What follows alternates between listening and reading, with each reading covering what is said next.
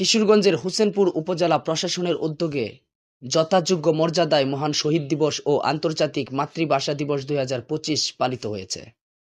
এ উপলক্ষে 21শে ফেব্রুয়ারি প্রথম প্রহরে 12টা 1 মিনিটে উপজেলা প্রশাসন, হোসেনপুর থানা, বিএনপি, হোসেনপুর পৌরসভা, উপজেলা স্বাস্থ্য কমপ্লেক্স, ফায়ার সার্ভিস, স্বেচ্ছাসেবক দল, শ্রমিক দল, ছাত্র দল, শিক্ষা প্রতিষ্ঠান সহ বিভিন্ন রাজনৈতিক ও সামাজিক সংগঠনের নেতৃবৃন্দ উপজেলার কেন্দ্রীয় শহীদ মিনারে পুষ্পস্তবক অর্পণ করেন। জানা যায়, কানাডার ভ্যাঙ্কুভার শহরে বসবাসরত দুই বাঙালি রফিকুল ইসলাম এবং আব্দুস সালাম প্রাথমিক উদ্যোক্তা হিসেবে 21শে ফেব্রুয়ারিকে আন্তর্জাতিক মাতৃভাষা দিবস হিসেবে ঘোষণার আবেদন জানিয়েছিলেন জাতিসংঘের মহাসচিব কোফি আনানের কাছে 1998 খ্রিস্টাব্দে। সে সময় সেক্রেটারি জেনারেলের প্রধান তত্ত্ব কর্মচারী হিসেবে কর্মরত হাসান ফেরদৌসের নজরে এ চিঠিটি আসে। তিনি 1998 সালের 20শে জানুয়ারি রফিককে অনুরোধ করেন তিনি যেন জাতিসংঘের অন্য কোনো সদস্য রাষ্ট্রের কারো কাছ থেকে একই ধরনের প্রস্তাব আনার ব্যবস্থা করেন। পরে রফিক আব্দুস সালামকে সাথে নিয়ে mother language lovers of the world নামে একটি সংগঠন দাঁড় করান। এতে একজন ইংরেজি ভাষী, একজন জার্মান ভাষী, একজন পন্টুনি ভাষী, একজন কাচ্চি ভাষী সদস্য ছিলেন।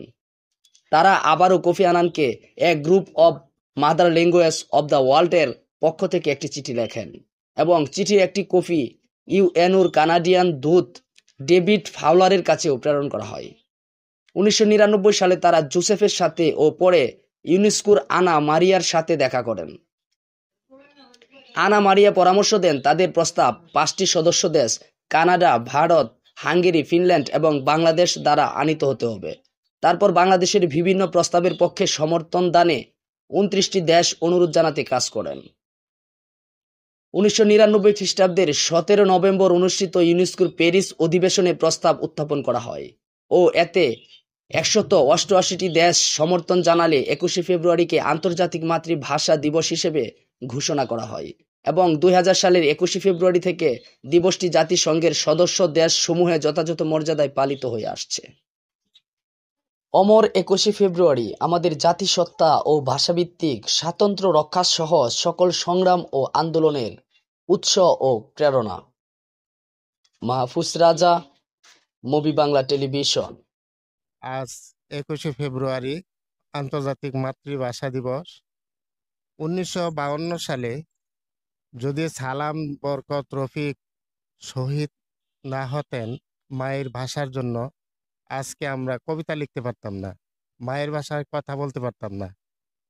ওনারা আমাদের জন্য কিয়ামত পর্যন্ত যে ভাষা রক্ত দিয়ে লিখে গেছেন সে ভাষায় আমরা কথা বলবো এবং সে ভাষার মান ইজ্জত রাখবো। নতুন প্রজন্মকে আমরা উৎসাহিত করব শুদ্ধ বাংলা উচ্চারণের জন্য। আমরা যেন মায়ের ভাষাকে ভালোবাসি এবং শহীদদের প্রতি শ্রদ্ধা জানাই।